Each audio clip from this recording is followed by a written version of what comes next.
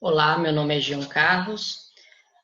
Vou iniciar o seminário do tema As dificuldades da gestão do Covid-19 no município de Porto Seguro, na Bahia.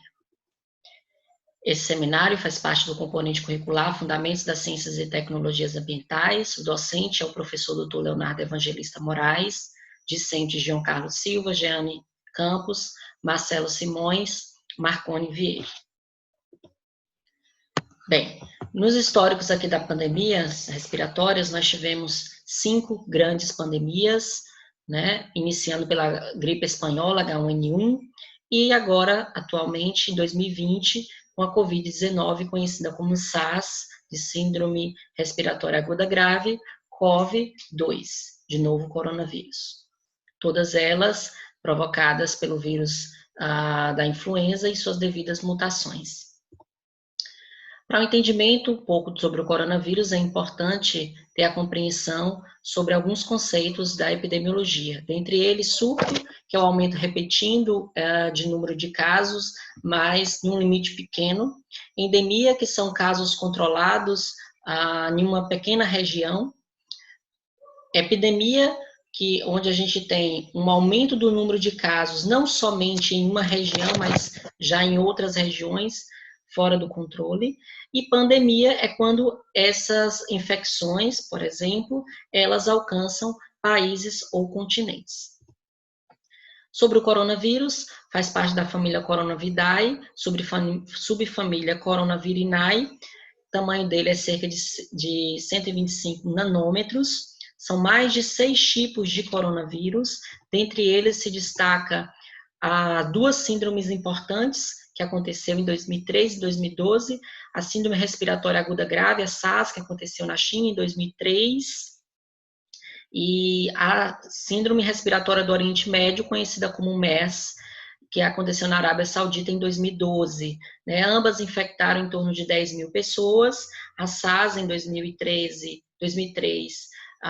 teve uma mortalidade de 10%, e a MERS de 2012, uma mortalidade de 37%. Por que a nomenclatura COVID? Né?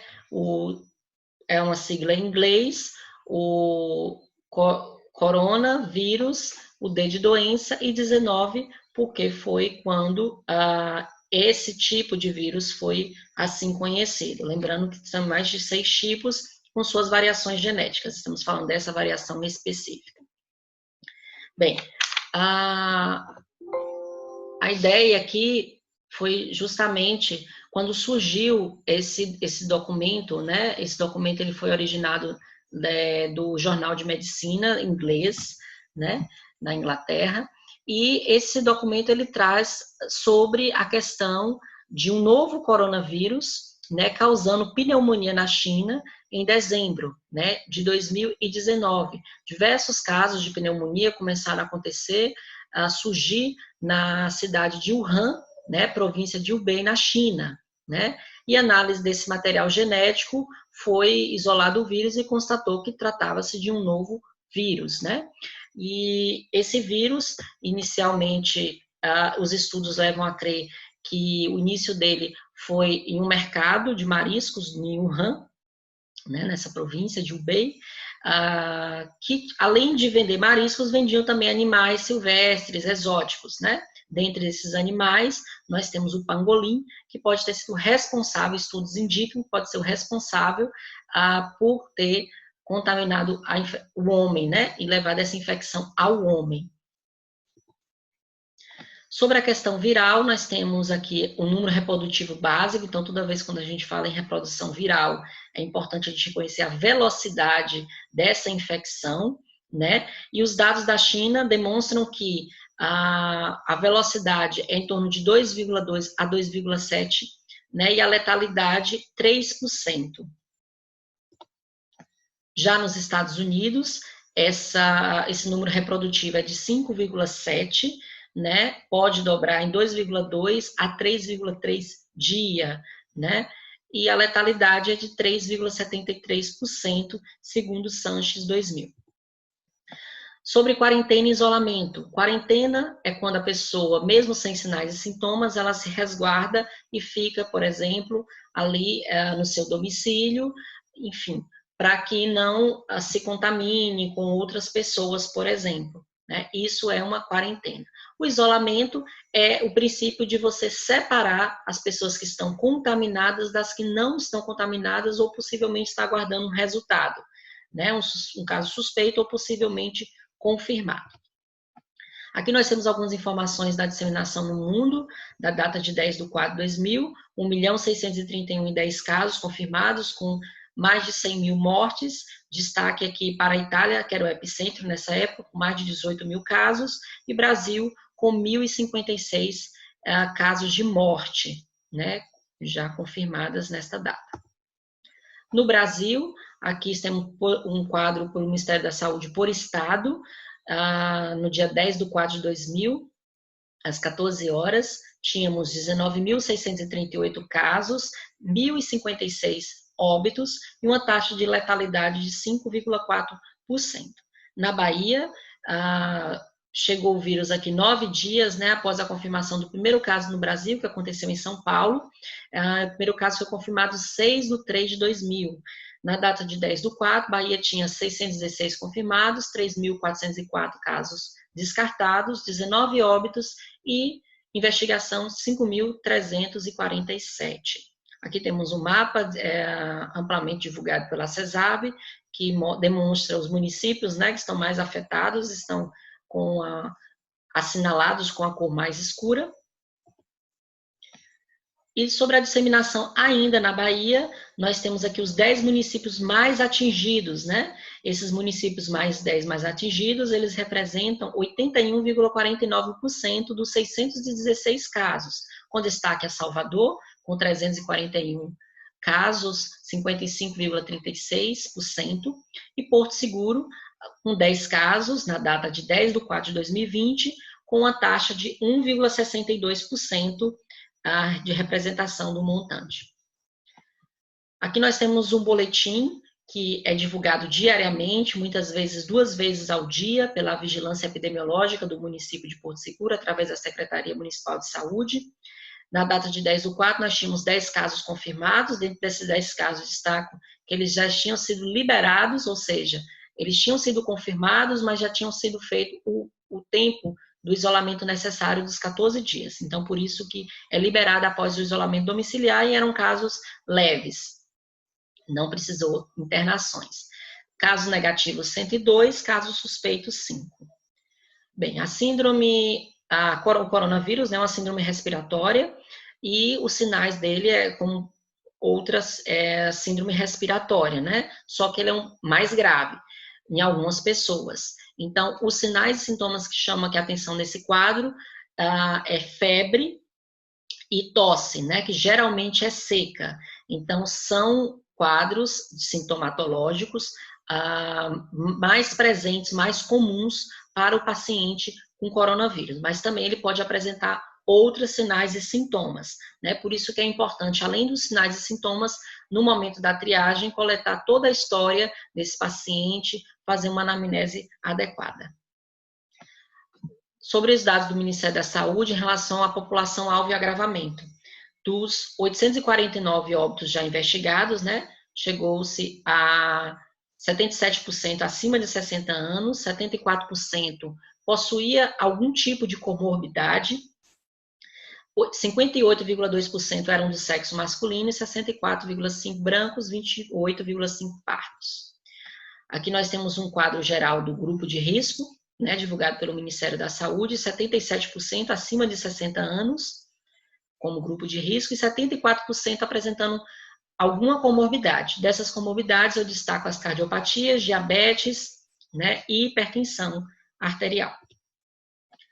Bem, o vírus, ele se propaga de uma forma muito rápida, desde o contato, né, com superfícies contaminadas, gotícula ao falar ou ao espirrar, onde você aeroliza, né, essas gotículas. Então, os princípios da prevenção, inclusive divulgados pelo Ministério da Saúde, é lavar sempre as mãos com água e sabão, de forma constante. Quando for tossir, espirrar, cobrir o nariz e a boca, né, com o cotovelo e não com as mãos, evitar aglomeração, para assim evitar a disseminação do vírus, manter ambientes bem ventilados e evitar compartilhar objetos pessoais.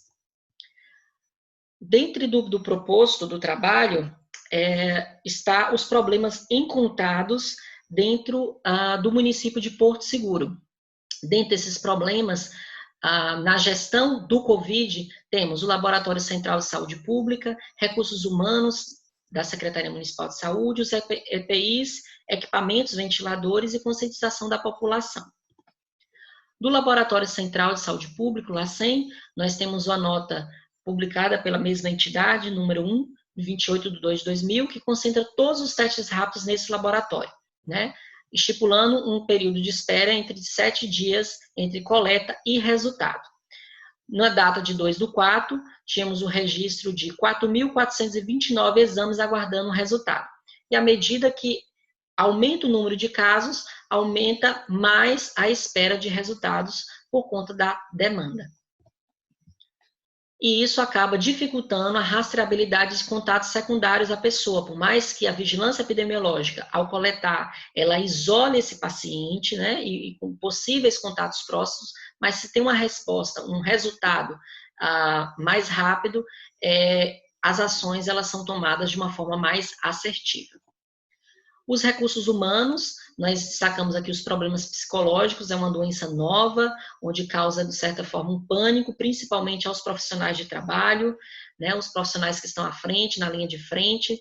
Esses profissionais ficam com medo de se contaminar, por mais que estejam utilizando os equipamentos de proteção individual, mas eles têm no seu leito familiar idosos, crianças, né, que residem junto com eles. Então, tem medo realmente dessa contaminação, e isso acaba levando a um processo mais dificultoso no manejo do paciente confirmado ou suspeito do Covid por esses profissionais. Sobre os EPIs, o governo do estado baixou um decreto 19.533, que centraliza a produção de todos os equipamentos de produção individual frente ao coronavírus ao estado, né? E junto a isso foi montado um grupo, o Comitê Operacional de Emergência em Saúde Pública, o COI Porto Seguro, e uma das tarefas desse comitê foi justamente lançar mão dos fornecedores próximos que tinham todos os tipos de equipamento profissional ainda em seu estoque, né? Então, se adquiriu um quantitativo, né, considerável desses EPIs que ainda existia, e mesmo assim também recebemos doações de alguns empresários que tinham nos seus estoques equipamento de proteção para o enfrentamento da Covid. Vale ressaltar que a Anvisa também lançou a nota número 4, indicando como esses equipamentos devem ser utilizados, a duração, como deve ser a troca. Mesmo toda essa informação de duração, até o presente momento não foi registrada nenhuma falta de equipamento de proteção individual aos servidores do município de Porto Seguro. Sobre os equipamentos ventiladores, sabe-se que a COVID ela pode evoluir, né? Uma parcela desses pacientes pode evoluir com a insuficiência, a síndrome da respiratória grave, aguda, grave, e dentro dessa síndrome nós podemos ter que lançar mão de ventiladores pulmonares. E dentre esses ventiladores nós temos 57, segundo o Cadastro Nacional dos Estabelecimentos de Saúde, órgão ligado ao Ministério da Saúde, no município de Porto Seguro. O Hospital Luiz Eduardo detém esse maior quantitativo, distribuído assim nos seus departamentos. A Prefeitura Municipal de Porto Seguro possui 9 nas UPAs, que estão em Trancoso, Arraial da Ajuda e na sede, 3 no SAMU 92, que é o Serviço Móvel de Urgência, e 5 ventiladores na rede privada. Sensibilização da população, mesmo com o decreto para evitar aglomeração de pessoas, o decreto 10.672, baixado pelo Executivo Municipal, para que os estabelecimentos não essenciais ficassem fechados, mais de 200 estabelecimentos foram autuados. E assim foi necessário o Executivo Municipal baixar um novo decreto, inclusive fechando o aeroporto Terra Mãe, em Trancoso, devido vários empresários estarem vindo até Trancoso para cumprir a sua quarentena ou mesmo isolamento. colocando em risco, né, a população do distrito e de todo o município. As dificuldades encontradas na gestão do Covid em Porto Seguro é trabalhar com algo desconhecido, onde não se tem ainda um medicamento, né, uma forma correta de condução padronizada, mas sim de prevenção apenas, né? Então é algo desconhecido e isso causa uma angústia, um anseio entre os profissionais de saúde, o desencontro das informações entre a esfera federal e estadual, principalmente, porque a esfera municipal e a estadual existe um entendimento muito coeso entre essas esferas, mas com a esfera federal há realmente uma divergência dentro da própria esfera federal, do Ministério da Saúde, com a presidência, entre outros ministérios, sobre questões de isolamento, tratamento, muitas informações divergentes, simultâneas, isso acaba confundindo a população, dificulta a sensibilização do processo também da parte da população em relação ao isolamento respiratório, a utilização de máscara, né, a evitar aglomerações, os fatores psicológicos aos profissionais de saúde, isso também é afetado, conforme já descrito anteriormente, e dos isolamentos também, os pacientes que estão em isolamento em casa, cumprindo, aguardando os exames, ou já mesmo confirmados, mas separados dos outros componentes da família, e as dificuldades já encontradas no Sistema Único de Saúde, anterior à Covid, né? Por mais que todos os gestores municipais, federais, a gente observa estaduais, têm se mobilizado para criar hospitais de campanha, mas assim, o SUS ele já tinha uma deficiência, né, em alguns departamentos. Então, o Covid acaba exacerbando isso.